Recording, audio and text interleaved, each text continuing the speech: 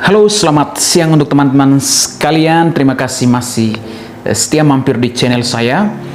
Dan di video kali ini kita akan komentari sedikit ya soal kasus pembunuhan yang terjadi di Nusa Tenggara Timur beberapa waktu lalu.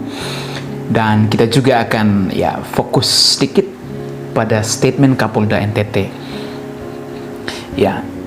yang menyatakan jangan cari popularitas dalam kasus pembunuhan ibu dan anak. Mungkin saya tidak perlu menjelaskan panjang lebar terkait dengan kasus ini karena saya yakin hampir semua warga Nusa Tenggara Timur sudah tahu kronologi kasusnya seperti apa, lalu kemudian hingga saat ini proses penyelesaian kasusnya sudah sampai di mana ya. Nah, ada yang menarik ya. Kenapa kemudian Kapolda memberi statement semacam itu? Jadi, dia bilang begini, ini saya kutip dari Antara. Percayakan proses hukum kasus pembunuhan ibu dan bayi kepada pihak kepolisian. Jangan mudah terpancing dengan informasi yang menyesatkan yang dapat membuat kegaduhan di masyarakat. Lalu yang berikut, dia bilang begini, jangan cari panggung di saat seperti ini dan membuat gaduh, bahkan membentuk opini yang menyesatkan, sehingga berakibat konflik di lapangan.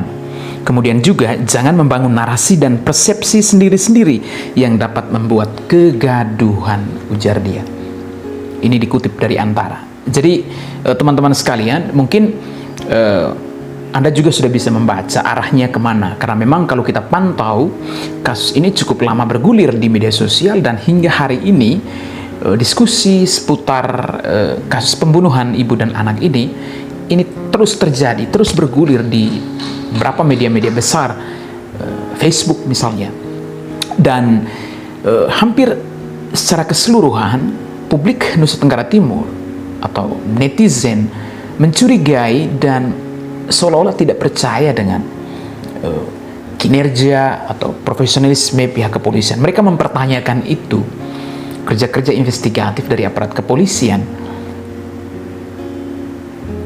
Nah, kenapa hal-hal semacam ini terjadi? Kenapa opini atau pertanyaan-pertanyaan itu muncul ke publik?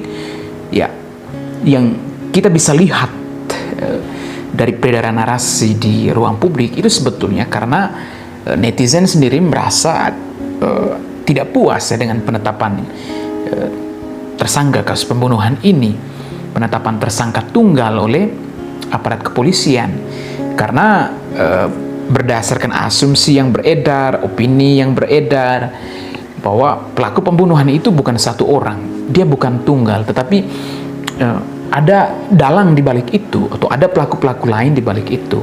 Nah, ini analisis-analisis yang beredar yang dimunculkan ke publik, dan ini ramai diperdebatkan di media sosial, di beberapa grup besar itu di Facebook. Karena memang pertanyaan-pertanyaan semacam ini sebetulnya menjadi bahan refleksi, bahan permenungan dari aparat kepolisian. Kenapa netizen seolah-olah mengintervensi kerja-kerja aparat kepolisian? Dan juga memang ada beberapa misalnya orang-orang yang terpanggil untuk membuka kebenaran di balik kasus pembunuhan yang tragis ini. Orang melibatkan diri dalam kerja-kerja investigasi yang independen. Lalu kemudian ada juga masyarakat Nusa Tenggara Timur yang memang secara sukarela untuk meluangkan waktunya untuk terlibat dalam advokasi, investigasi, mencari informasi terkait dengan kasus ini, yang setidaknya sebetulnya bisa dipakai oleh aparat kepolisian, bisa dikomparasi sehingga kerja-kerja investigasi dari aparat kepolisian juga sedikit terbantu. Nah, pernyataan-pernyataan yang diucapkan oleh Kapolda ini, entahlah itu menjurus ke siapa, apakah itu menyasar seluruh netizen yang memang cukup ribut beberapa hari ini di media sosial, ataukah memang dialamatkan ke orang-orang tertentu yang memang sudah secara sukarela, lalu kemudian rela untuk menghabiskan waktunya untuk menginvestigasi kasus ini. Entahlah, ini hanya kita tidak perlu lagi menganalisa lebih jauh dari statement aparat kepolisian seperti ini. Tetapi ada hal yang menarik. Kenapa kemudian publik membangun opini dan asumsinya sendiri di ruang publik.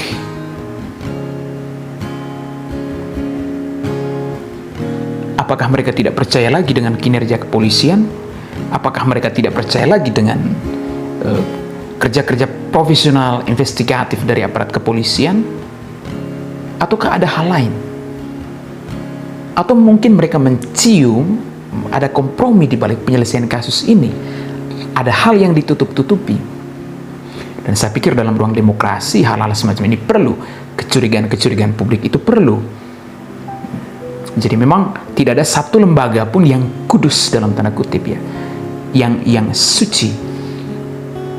Sehingga memang hal-hal semacam ini diambil alih oleh publik. Publik perlu untuk mempertanyakan, publik perlu untuk membangun logikanya sendiri dalam upaya untuk mencari kebenaran atau titik terang dari kasus ini.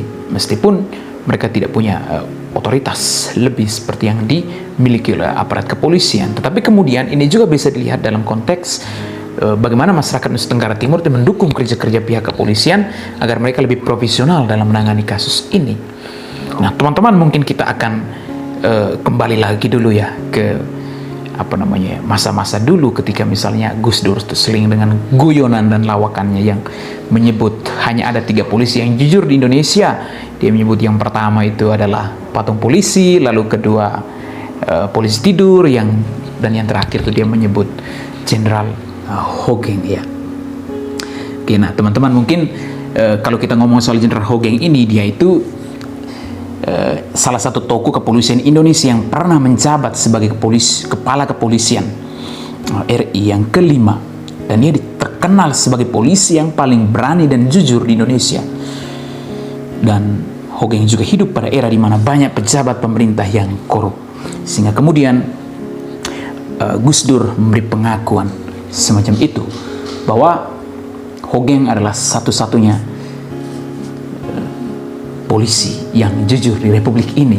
Mungkin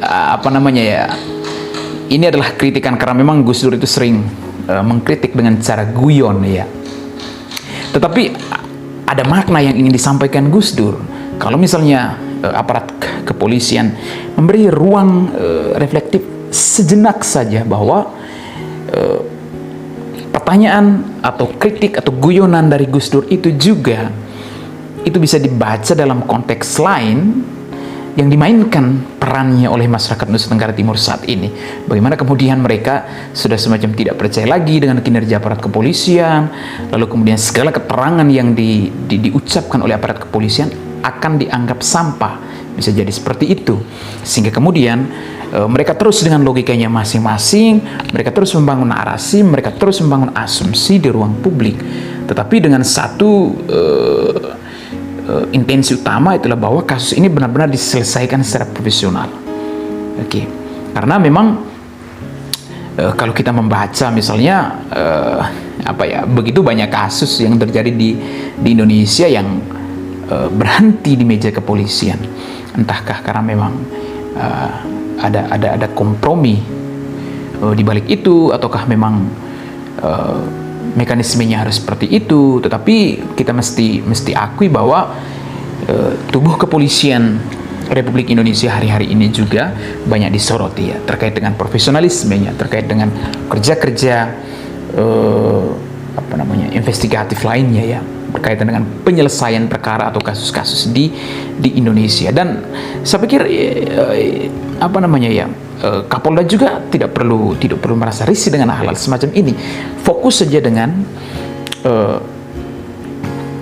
proses penyelesaian kasus. Ada hal-hal lain yang perlu diselesaikan dalam proses pengungkapan kasus ini.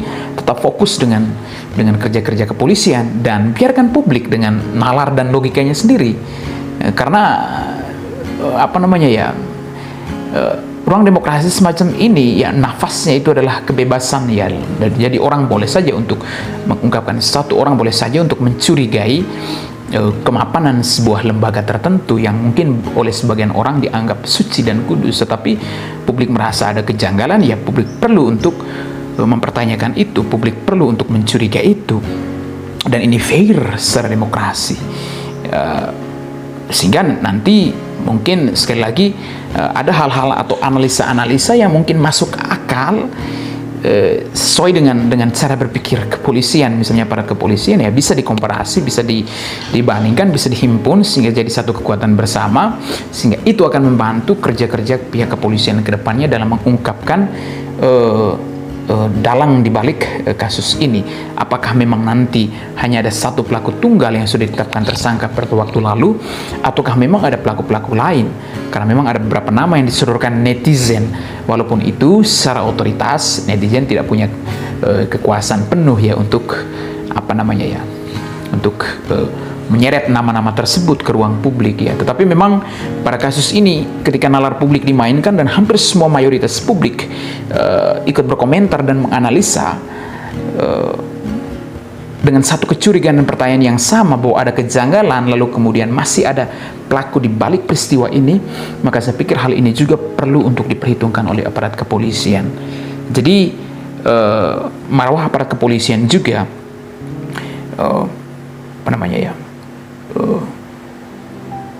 itu bisa dipertahankan ketika proses penyelesaian kasus ini juga benar-benar fair dan adil, dan netizen juga akan merasa puas. Karena memang kalau kita membaca beberapa hari ini ya, sudah mau hampir sebulan ini, memang dorongan kemanusiaan itulah yang membuat masyarakat Nusa Tenggara Timur, netizen di media sosial itu ramai untuk berkomentar, ramai untuk memberikan analisa dan asumsi-asumsinya ke ruang publik. Sebenarnya ini berangkat dari satu dorongan kemanusiaan. Mereka merasa bahwa ada orang-orang yang tidak bersalah yang dikorbankan, yang harus kehilangan nyawanya, yang harus kehilangan hidupnya. Ada anak kecil yang memang masih membutuhkan membutuhkan kesempatan untuk hidup dan bertahan lebih lama di dunia ini, tapi kemudian karena perilaku satu oknum dia harus kehilangan nyawanya.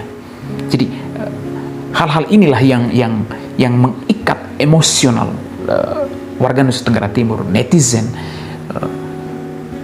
sehingga kasus ini terus digulirkan ke ruang publik dan kerja-kerja pihak kepolisian juga terus diawasi, terus dikontrol.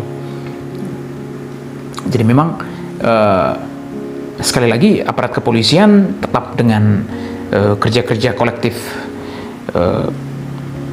institusinya, lalu biarkan publik dengan logikanya sendiri untuk bernalar terkait dengan kasus ini. Toh pada akhirnya jika memang nalar publik itu mampu untuk memberikan sumbangsi terhadap proses penyelesaian kasus ini, ya syukur. Kalaupun tidak, ya kembali lagi ke ada otoritas tertentu yang punya wewenang untuk menentukan siapa kira-kira pelakunya, lalu kemudian apakah dia hanya pelaku tunggal atau masih ada orang di balik itu. Nah, ini yang dinanti-nantikan publik. Ya, sekali lagi kita menghormati, kita respect terhadap kerja-kerja kepolisian, tapi di sisi yang lain, komentar publik, asumsi publik, narasi yang dibangun publik, itu menjadi bahan refleksi, bahan permenungan terhadap aparat kepolisian. Apakah memang benar profesionalisme itu benar-benar terjaga, lalu kemudian keadilan dalam mengungkapkan kasus ini juga benar-benar menjadi prioritas utama, atau malah sebaliknya. Karena itu ruang demokrasi memungkinkan kita